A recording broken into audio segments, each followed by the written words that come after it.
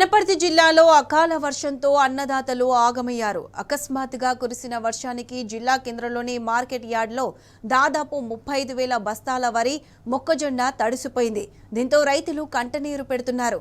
మార్కెట్లో ధాన్యం పోసి 20 రోజులు గడుస్తున్నా కొనుగోలు చేయకపోవడంతో ఈ పరిస్థితి వచ్చిందని ఆవేదన వ్యక్తం చేస్తున్నారు.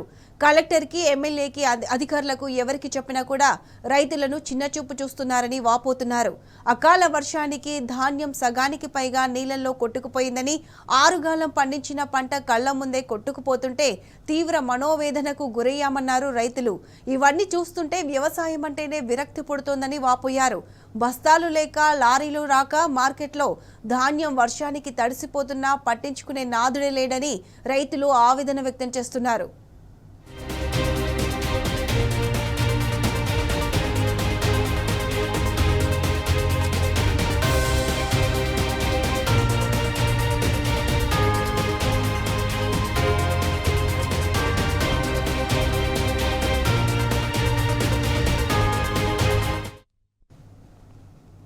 పోసుకున్నాం. మా మొక్కలు మొత్తం 3 టాళ్ళే మొక్కలు మొత్తం వర్షం వచ్చి నీళ్ళలోనే దేవుకుంటున్నాం. మేము మా పరిస్థితి ఏందో చూడాలి వచ్చి మీరు.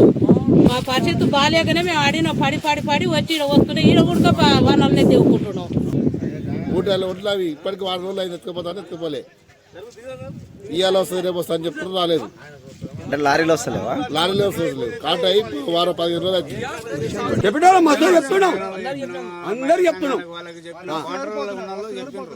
చెప్పినా కూడా అది అయితే లేదు, పోతలేవు. ఎన్ని రోజులు అవుతుందా? దాదాపు నెలకు వచ్చే ఒడ్లు వచ్చి దీనికి ఏం చేస్తాం? నెలకు కూడా ఇవాళ ఇస్తాం అని చెప్పని లాస్ట్కి వస్తే మామూలు వాన కూడా ఈ పని అయింది. సంతులు కూడా పబ్లిక్లో మోస్తూ ఉన్నాయి. సంతులు 50,000 సంతులు ఉన్నాయి. అవి కూడా ఎత్తలేదు, గొడ్డలు కాక. ఏం చేయాలి?